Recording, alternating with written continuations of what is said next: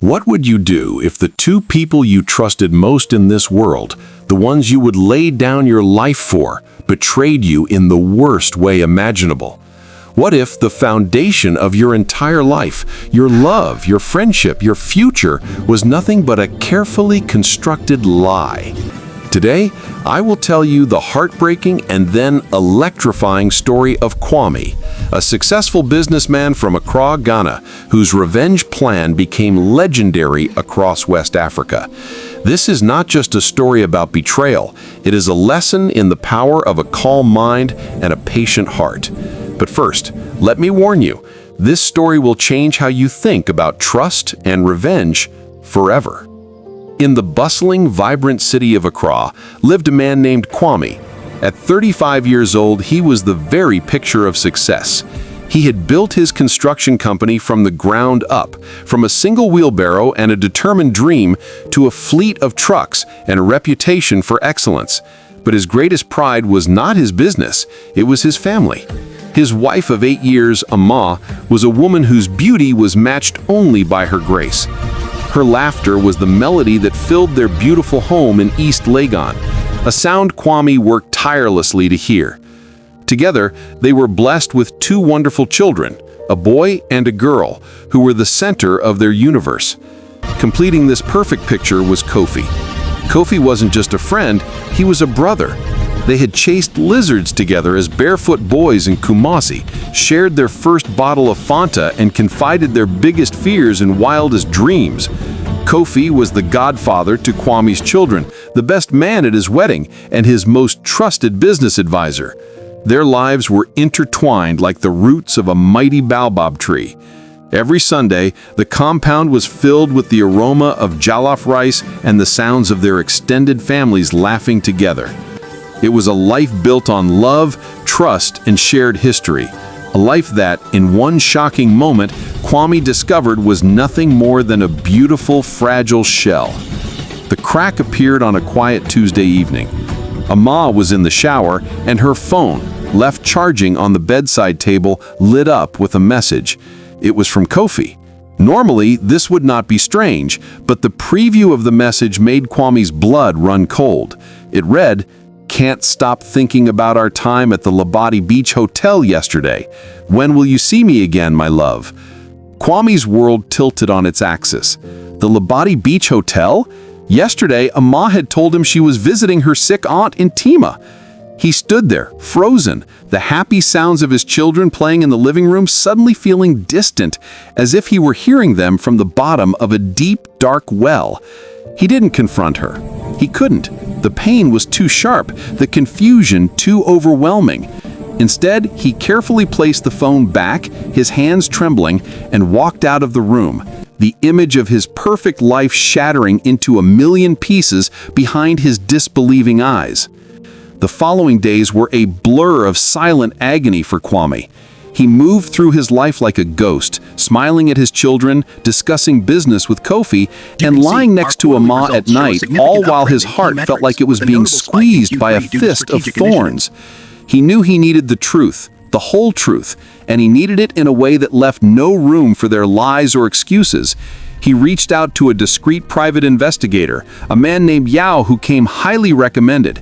Giving Yao the instructions felt like betraying his own family, but he knew it was the only way forward.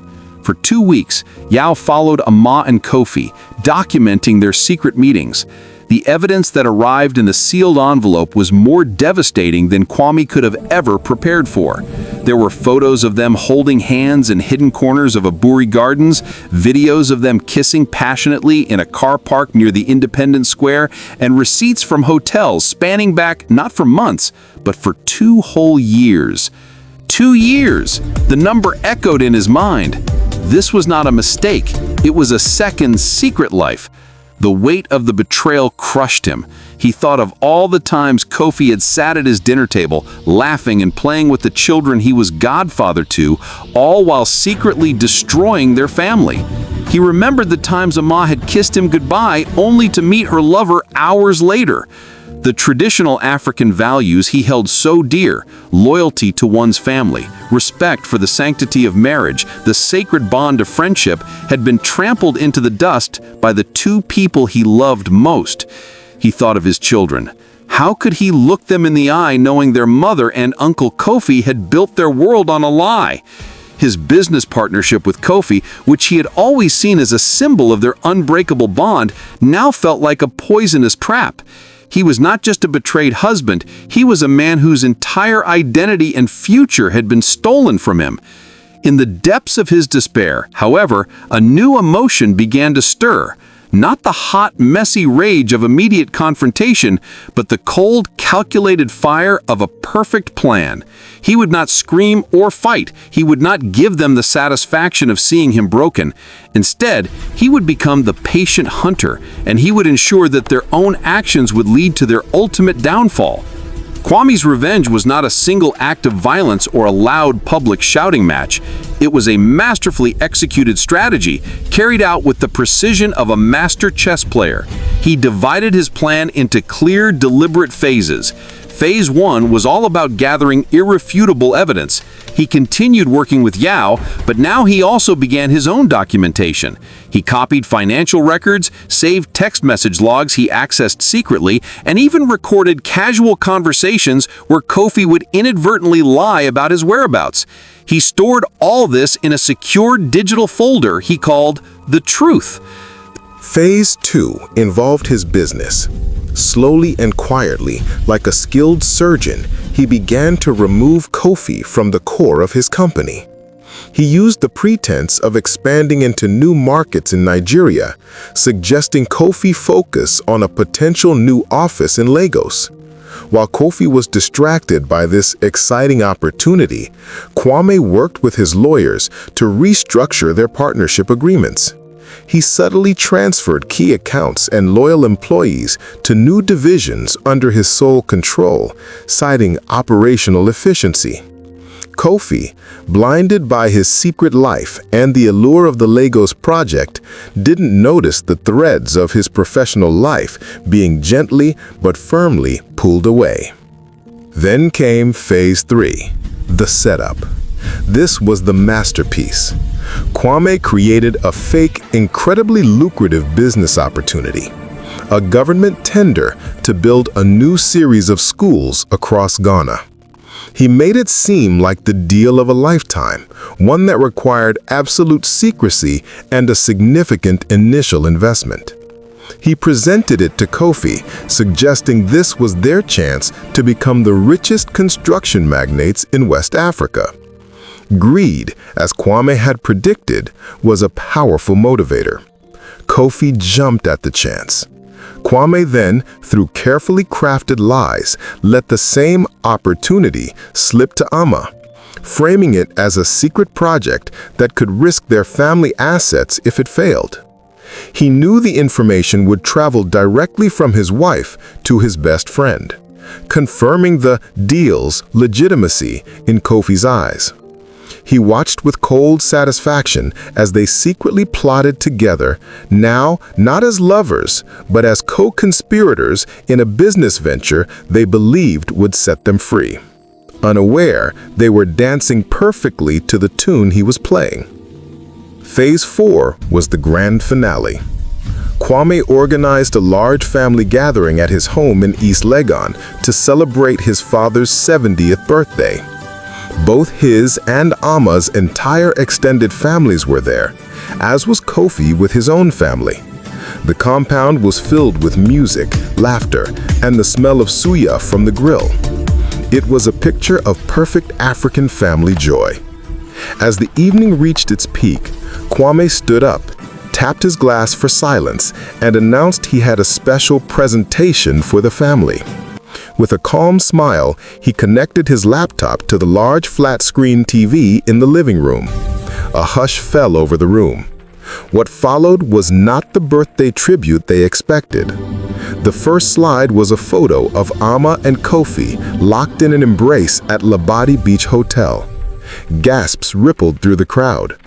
Then came the text messages, the hotel receipts, the financial records showing Kofi siphoning company funds for the fake school tender, and finally, a recorded phone call where Kofi and Ama were heard discussing how to manipulate Kwame and secure the secret business deal for themselves. The silence in the room was deafening. Then it broke into a storm of shouts, tears, and disbelief. Ama was sobbing, begging for forgiveness.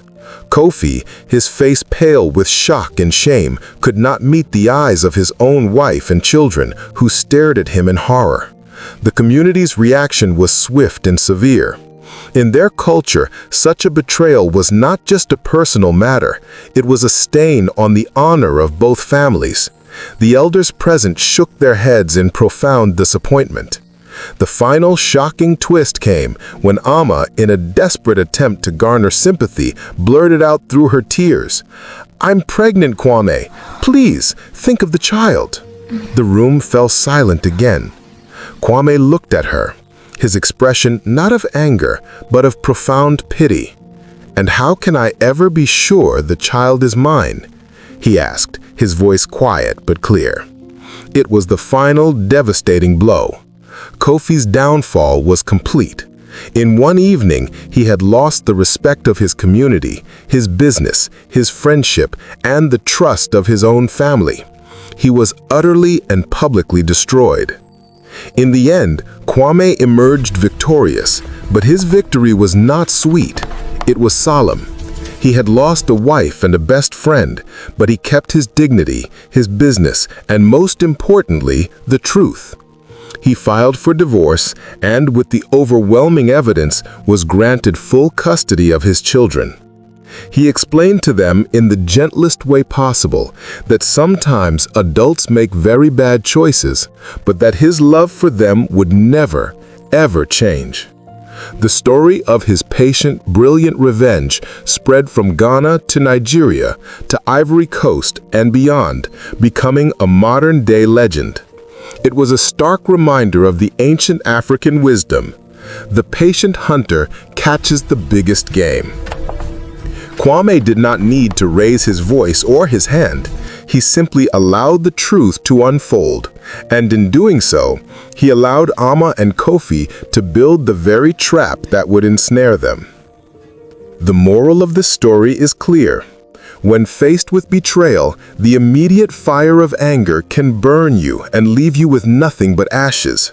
But patience, clear thinking, and strategic action can deliver a justice that is far more profound and lasting. True strength is not in a loud reaction, but in the quiet, unwavering resolve to protect your peace and your future. It teaches us to value trust above all else, for it is the foundation of every relationship, and once broken, it can never be fully repaired. So what do you think? Did Kwame do the right thing? What would you have done differently if you were in his shoes? Let us know your thoughts in the comments section below. If this story of betrayal and ultimate justice moved you, if it made you think, then please show your support by liking this video, sharing it with your friends, and most importantly, subscribing to our channel for more powerful African tales like this one. Until next time, remember, walk in truth and never let anyone take your peace.